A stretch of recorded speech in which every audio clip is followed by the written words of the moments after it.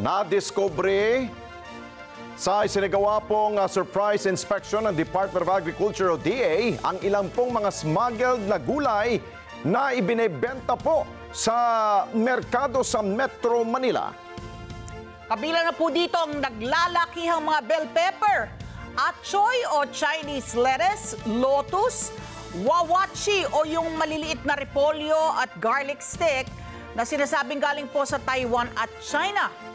At dahil dyan, pinaimbestigahan na ito ng kagawaran at pinapahanap na rin ang mga supplier ng naturang mga gulay.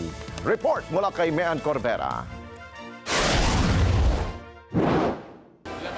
Nadiskubre ng Department of Agriculture ang ilang smuggled na gulay na ibinebenta sa ilang palengke sa Metro Manila. Sa ginawang market monitoring ng DA at Department of Trade and Industry sa Cartibar Market sa Pasay City, nakita ang malalaking bell pepper, atchoy o Chinese lettuce, lotus, wawachay o maliit na repolyo at garlic stick na galing umano sa Taiwan at China. Aabot sa mahigit 100 dangkal ang laki ng tiger sili na ito. Ayon sa mga tindera, pawang mga Chinese ang kanilang parokyano. Ayon kay Agriculture Secretary Francisco Chu Laurel, walang inilabas na import permit ang kagawaran para makapasok sa bansa ang ganitong mga produkto. Pinaiimbestigahan na ito ng kalihim at pinahanap ang mga supplier ng mga imported na gulay na sinasabing inangkat mula sa Taiwan at China. Unang-una, mali din yung mga labeling requirements ng packaging, tapos nasa Chinese language pa, no? So clearly those and I don't remember that the BPI has issued SPS ICs for those type of may onion stick, may Chinese ube, Chinese ube.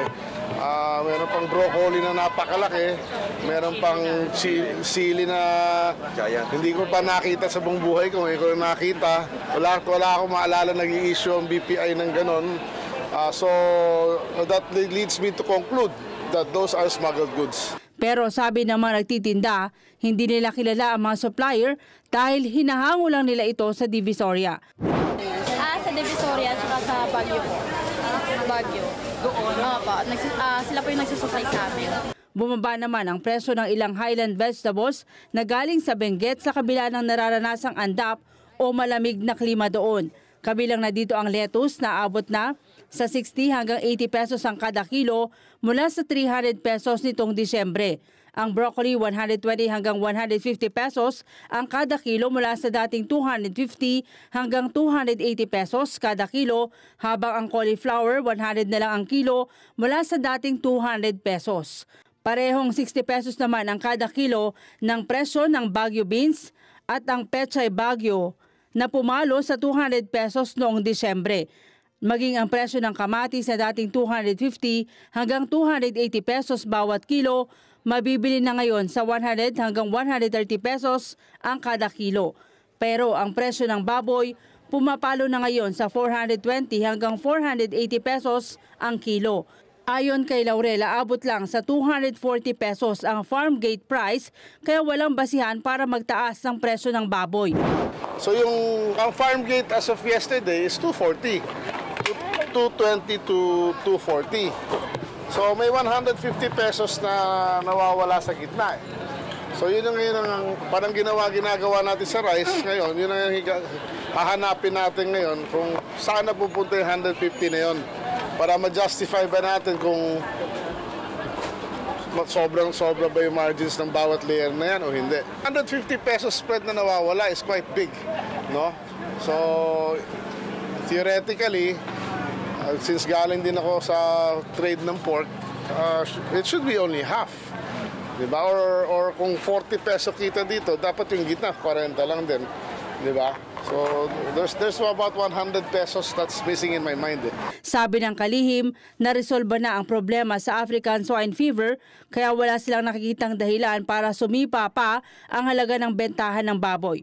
Kung mapapatunayang profiteering ang sanhi ng taas presyo sa karning baboy, pag-aaralan ng DA na magtakda ng maximum suggested retail price sa kada kilo ng baboy gaya ng ipinatutupad sa bigas. Well, kung 420 dito at 480 doon, yeah, that is profiteering in my opinion. May Ancoar Vera para sa Mata ng Agila, matatag, matapang, Maraming salamat sa inyo pong pagsubaybay sa Mata ng Agila Primetime. Para malaman ang matatag, matapang at matapat na mga balita, i-follow lamang at mag-subscribe sa @Net25 TV.